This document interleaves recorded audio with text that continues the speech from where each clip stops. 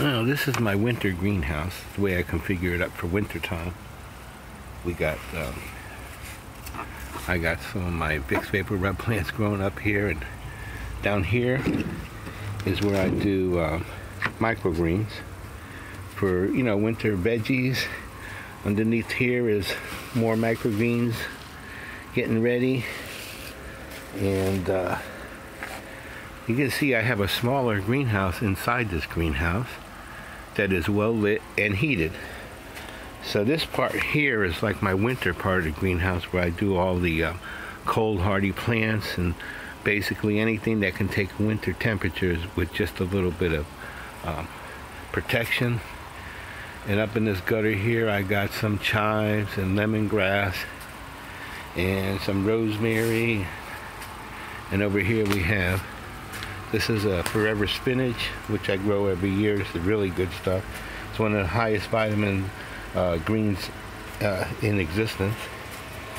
And in my little greenhouse, this is what I use for a nursery. You see, I have a nice little place down here where I could start my plants. Then I bring them up. What you see in here is my tomato plants for this summer's garden. These right here are my new pepper plants, some tomato plants.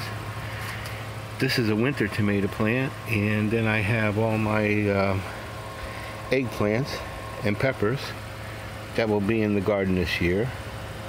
I got started in here some more elderberry bushes from my main bush outside, and of course these are my first garden tomatoes that will be put in the garden. They're already about probably close to 3 feet tall. And it's only February, so they'll be about 4 or 5, maybe 6 feet by the time I put them out this spring. I also have in here my prize pepper plant. It's on its 3rd year. I cut it down real small, and almost leafless, and bring it in here, and it will grow leaves again and survive until next year. Lemongrass down there, that is rooting, and my other set of tomato plants. So I do a set like 3 times in January and once in February, or twice in January and once in February. So I have them staggered a little bit, and these are my main plants right here. They'll be the first ones out. And then this is what I call my kind of in between. I have another door up, zippered door, with just a small back of this. This is a small greenhouse. It's only 10 feet wide by 24 feet long. And back here, when I zip this up, it stays a bit warmer than the rest of the greenhouse, except of course for my little greenhouse, which I heat, and it's always 60 or 70 in there. This, the lowest it will get down in here is just above freezing, and everything in here will survive. I do have some extra protection in case it's going to be for a long time.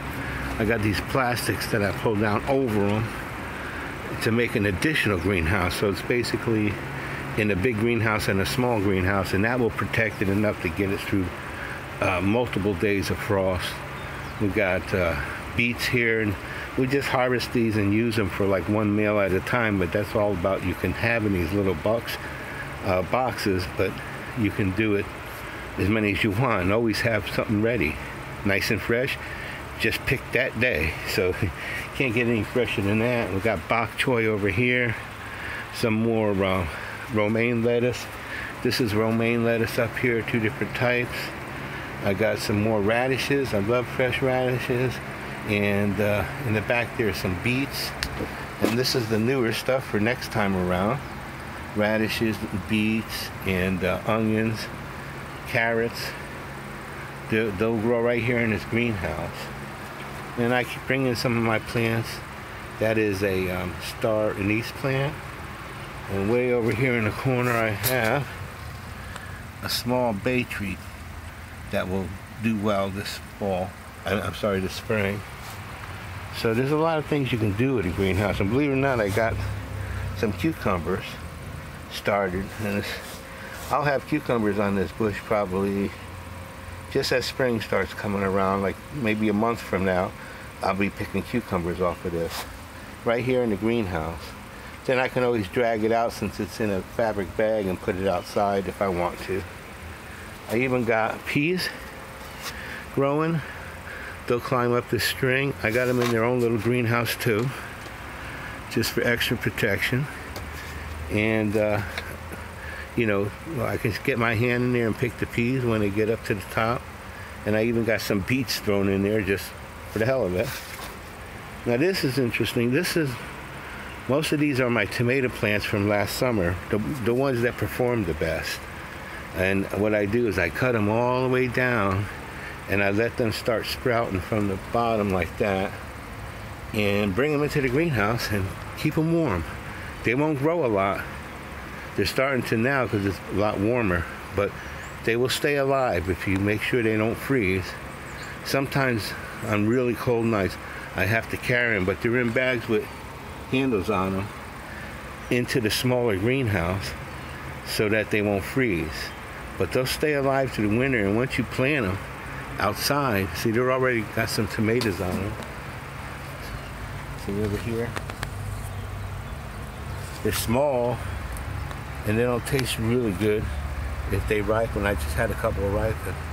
But once I put this out in the spring, bing bang, they're out and the tomatoes are coming, like real early. And they'll start growing, and this one in here that'll be on its 3rd year of service. As you can see, I even used this little back section of my greenhouse that I got sectioned off to keep it at about fall temperatures throughout the winter.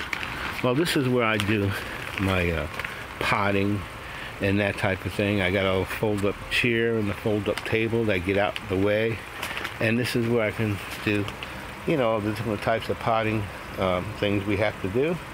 I keep my soils on the bottom shelves where nothing's going to grow anyway, so my soils are down there, and I can mix them right here, and keep my seeds over here too.